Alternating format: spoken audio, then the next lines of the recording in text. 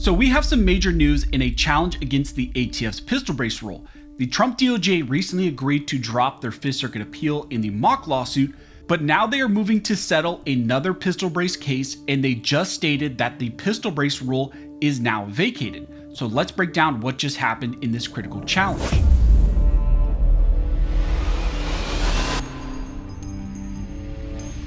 Now, before we jump into this video, I want to thank one of the main supporters and sponsors of this channel, which is 1st Phorm. You guys know that 1st Phorm's an amazing company. One of the things that's really cool about 1st Phorm is actually their culture. I've had the honor and the privilege of getting to go to their facility a couple times now and meet Andy Frisella and a lot of the team members and get to really know a lot of those guys personally. And the cool thing about what they've built is it's all about culture, it's all about hard work, but also one of the cool things about them as a company is they're pro-freedom, pro-America, and they support the Second Amendment and what we do here on the channel. So if you guys want to get amazing supplements, I highly recommend their supplements. I use their pre-workout and I use their protein powder every time I work out. I love their Formula One protein powder. I highly recommend that as well. And one of the things that they're offering for you guys right now, if you use my link down below, is you can get free shipping on orders over $100, and you get to try that for 30 days. And if you don't absolutely love their products, 1st Phorm will actually refund you 100% of what you spent. So it's an amazing deal. Again, use the link down below, free shipping on orders over $100, and you get that free 30-day trial. As I mentioned in the intro, we have some important news in the battle against the ATF and their current restrictions on all brace pistols and trying to treat them as SBRs. The Trump DOJ recently stipulated to the Fifth Circuit that they have agreed with the plaintiffs to drop the active appeal on the pistol brace case. The prior nationwide vacatur of the pistol brace rule was appealed to the Fifth Circuit by the then Biden administration, and the administration sought to reverse the nationwide block that was put in place by Judge O'Connor. However, once the administration changed over and the Trump DOJ got control of this, they decided to settle and dissolve the appeal that was pending in the Fifth Circuit. And very importantly, the Trump DOJ is not only actively trying to resolve that mock challenge and allowing the Judge O'Connor nationwide vacatur to go in place, but now they're stating in other cases that they're going to resolve those disputes as well. And they just acknowledged that the Judge O'Connor decision is now officially in place and it's vacating the pistol brace rule entirely. So that's, of course, huge news. And it's the first time that we've seen the Trump ATF, the Trump DOJ expressly say in one of these notices that they are now acknowledging that the Judge O'Connor nationwide vacatur is now the binding precedent and is now in place. Now, you may recall that the ATF recently suffered multiple losses in a variety of pistol brace cases.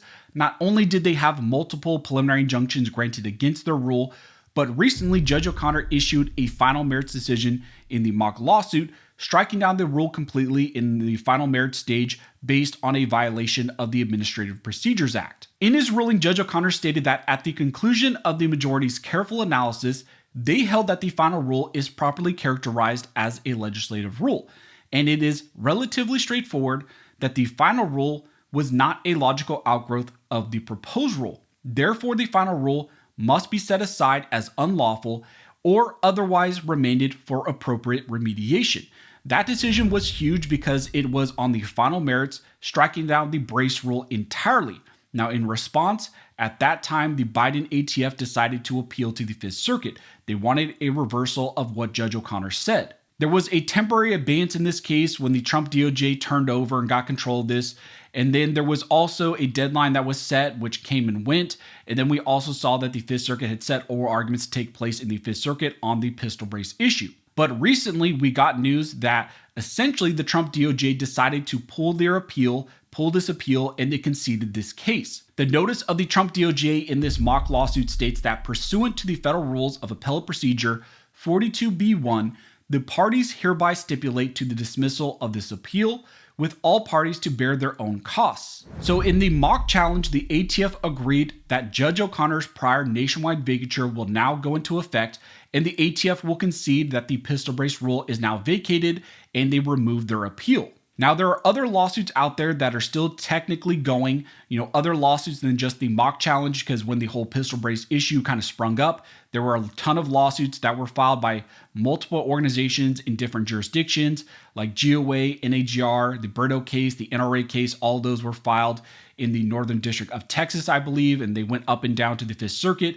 And then you also have the FRAC lawsuit with SB Tactical in 25 states that was filed in the 8th Circuit jurisdiction. And recently we saw the ATF and the FRAC plaintiffs send a notice to the court there that in light of what happened with the mock dismissal, they also are actively moving to resolve that case. Well, now we just received notice in another case, which is the NRA case in the Northern District of Texas, that the parties here are seeking to resolve this lawsuit as well in light of what just happened in mock. There is a line here in this notice where the Trump ATF acknowledges that in light of the mock dismissal, the pistol brace rule is now vacated. So the notice here states that pursuant to the court's April 18th, 2024 order, the parties provide the following status report.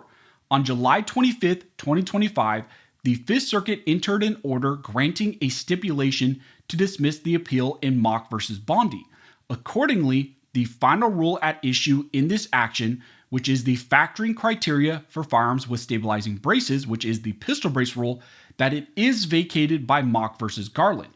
The parties are currently engaged in discussions to resolve this case without further litigation and thus respectively request that this court maintain its stay for an additional 14 days. Now, the reason this notice is different from what we've seen in some of these other cases, like the FRAC, dismissal notice or the settlement notice that they sent, the reason why this is different because the Trump DOJ states expressly that the final rule at issue here, which is the pistol brace rule, that it is vacated in light of the Mock versus Garland decision. That is a pretty clear statement by the Trump administration that they are acknowledging that the prior Mock nationwide vacature issued by Judge O'Connor, that is now considered valid and that they are simply now moving to resolve and dismiss all of these remaining challenges. That, of course, is good news, and we have been waiting for a clear statement from the Trump administration on how they're going to treat the whole pistol brace issue going forward. And it seems like they're acknowledging that the nationwide vacature by Judge O'Connor, that is binding now, and that they're simply going to dismiss and settle all these other cases.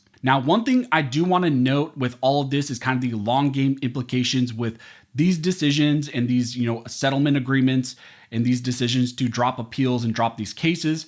By agreeing with the Trump DOJ to drop the cases, you get an immediate win and you kind of end the brace rule right here and now because you're allowing that nationwide vacature to go in place. But you also lose the opportunity to get a larger, more impactful final merits win in the Court of Appeals, which would be binding in the future. Remember that the Mock case in the decision issued by Judge O'Connor is simply a ruling by a district court judge. That ruling is not necessarily binding on other jurisdictions and would not necessarily be binding in the future. Now, if another administration tries to put in place a new pistol brace rule, they could simply try to do the same thing as well because, like I mentioned prior, Judge O'Connor only struck down the brace rule based on a violation of the APA's procedural requirements. And he said that it violated the APA because the final rule was not a logical outgrowth, from the proposed rule, so it failed the logical outgrowth test. The main issue Judge O'Connor had with the brace rule was not that it violated the Second Amendment or anything like that.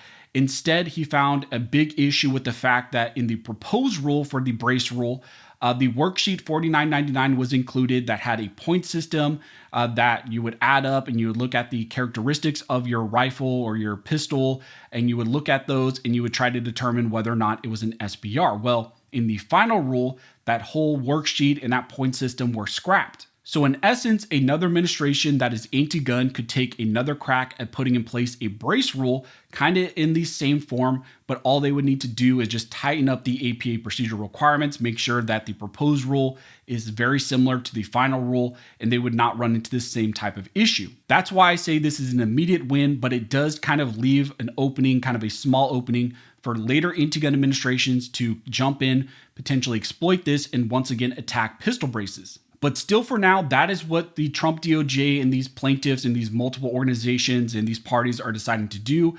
They're deciding to resolve these cases, dissolve these cases based on what just happened in Mock. And a lot of these cases were pending on, and they were essentially on hold behind Mock anyways. So now it seems like the FRAC challenge and the NRA challenge and probably all of these others as well will now get resolved and dismissed based on the Trump DOJ now saying that they're going to let the nationwide vacature take place. So that's what's currently happening in these critical brace challenges and these cases that have been worked up and been going on for a long time. So as we get more information, as some of this stuff unravels even more, I will let you guys know. If you like this video and you like to support the channel, one of the best ways to do that, of course, is to like, comment, and subscribe. Of course, you can also check out my free legal guide that I have available for you guys. You can check that out in the details section in the pinned comment. It's free to get. All you do is put in your email and we send you over a PDF. Also, you can check out my website, armscholar.com, where we have the legal guide available for you guys. We have channel merch as well and other things that you can check out over on the website, armscholar.com. But as always, thank you guys so much for all of your support. And don't forget, this nation was built by Arm Scholars, and this nation will be maintained by Arm Scholars.